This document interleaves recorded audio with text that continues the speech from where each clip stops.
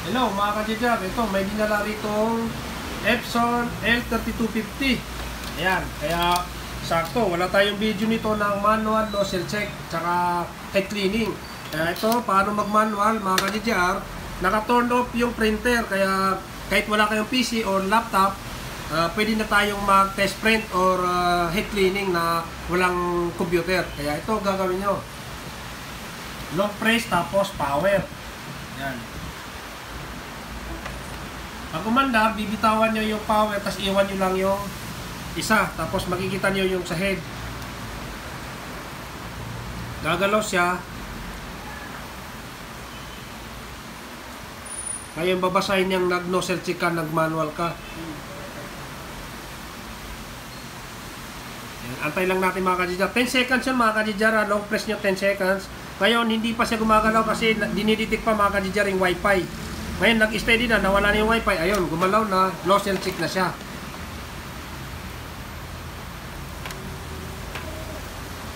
Ayan. Ngayon, dito na yung makikita mga ka-Jejab. Halimbawa, pangit yung nozzle check. Bago kayo mag-print, di ba? Nag-test print muna kayo. Kasi magpapower kayo ng printer. Sabay nyo na yun para makita nyo na kagad yung test print, yung nozzle check. Ayan. Kaya ito, good naman yung nozzle check niya, pero papakita ko pa rin paano naman mag heat cleaning. Kaya ang gagawin nyo pag heat cleaning mga ka-Jejab, ito naman, long press, 10 seconds din mga ka-Jejab. Makikita nyo, 10. O, nag-blink na siya, bitawan nyo na, tapos makikita nyo, ayan, nag-heat cleaning na siya. Yan, kaya indication yung mga ka-Jejab, nag-heat cleaning na siya, tapos nagbo-blinking to, tapos yung head, ayan, gumagalaw siya, umihigop na siya ng ink ngayon. Kaya huwag nyo kakalimutan, lagyan ng ink or baka walang ink. Kaya yun, ganun lang kadali mga ka-Jejab, mag-manual nozzle check dito sa Epson L3250 with wifi mga ka-Jejab. Kaya yun, pagka kung nakatulong yung video natin mga ka-Jejab, huwag nyo kalimutan i-like.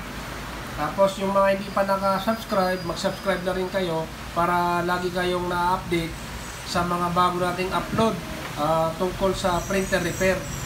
Kaya mahalaga yung mga ganito. Halimbawa, nasa bahay lang kayo, malayo kayo sa pagawaan, na-update namin kayo. At lahat ng mga printer dinadala dito sa shop, i-video natin mga ka-Jejab. Kaya i-like nyo para na nakikita namin na-engage na maraming nagla-like.